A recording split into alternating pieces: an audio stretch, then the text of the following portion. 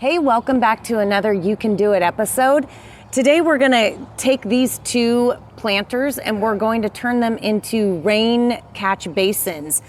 We picked these up at a local pottery store. They were originally $300, but because they were broken, we got them for $100 each. So from $600 down to $200.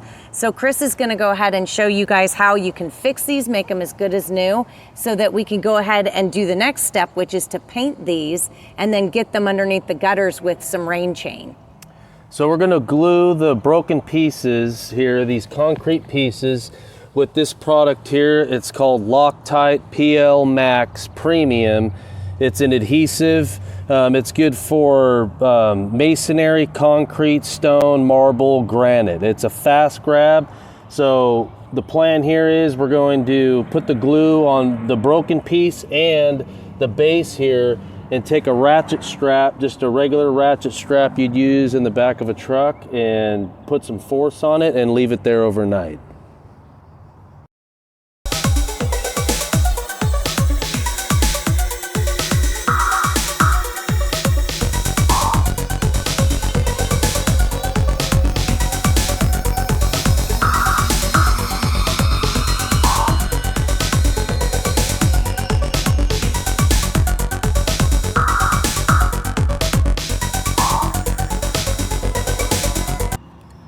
Welcome back. So we went ahead and took those ratchet straps off, and these pots are virtually as good as new. Like I had mentioned before, these were originally $300 a piece. So it would have been $600 and some change with tax. And instead we got them for $100 a piece because the bases were cracked. A little epoxy cement, and they're as good as new. So the next step we're doing is we're painting them. I bought 7 cans of this. It is actually a paint with a primer. This is Gloss Cherry Red. When you see the ceramic pots, they usually have a really nice gloss to them. I'm gonna paint those, but then I'm going to then do one more step, and I'm going to antique them to bring out all this detail again. So really for this step, all you need is cans of spray paint, some gloves, and of course, to prevent some overspray on other things, I have this tarp behind me. So I'll go ahead and get started, and you'll see them transform to at least the red stage.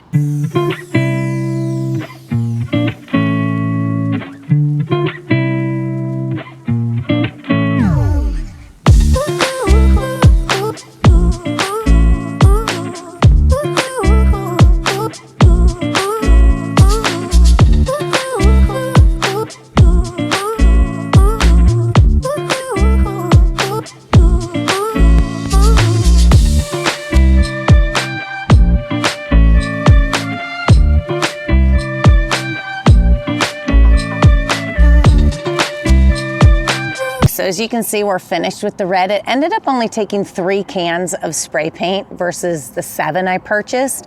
But of course, it's always better to buy more supplies than you need. You can always take them back, return them, versus you run out and then you have to stop your project to go get more supplies. So buy more, return what you don't need.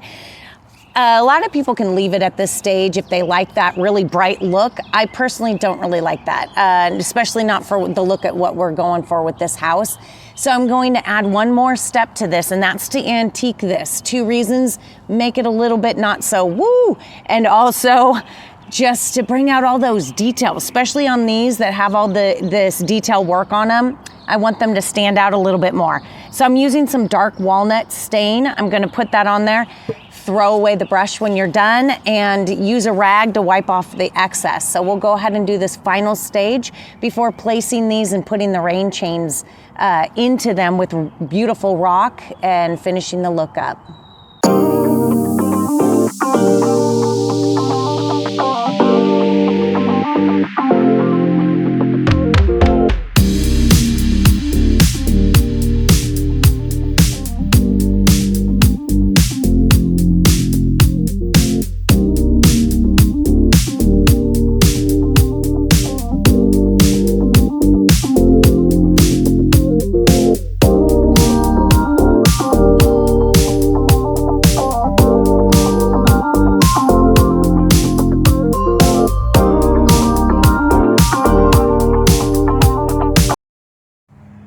wanted to give you a close-up of just what that looks like now that I've painted it red and put that antiquing on it, and just how they pop now. They're just beautiful. Also, down here are 2 scrap pieces of rebar, approximately 12 inches long, that I spray painted with black enamel so they would not continue to rust. Their purpose is going to be the attaching point for my rain chain. So typically right there where that gutter is, there is a hole where a downspout would typically be attached. Instead, I'm going to use that rebar, put it in that hole, laid across it, so it's an anchoring spot for the rain chain I will be installing next. Okay, we are officially finished with this craft project. I placed the pots on top of a paver. I leveled the paver first so that the pots would be level. The paver also serves as a great drainage as the water runs down through that pot. Instead of softening the soil and causing the pot to go off level, that paver adds a little bit more surface area so the pot won't sink. I filled the pots with rock, and I also made sure one of the tulips were down into the rock so that it helped to secure the tulip rain chain, and it kept that rain chain right in the center of the pot, and it doesn't blow when it's a windy day and come outside of the pot. Then as I scroll up here, you can see right up in that hole the rebar across the downspout hole, and that is how I secured this rain chain from there. So this looks great from the street, adds a little bit more class than just 2 downspouts coming out, and not for very much money. Thanks again for tuning in. Remember to like, subscribe, and share this video.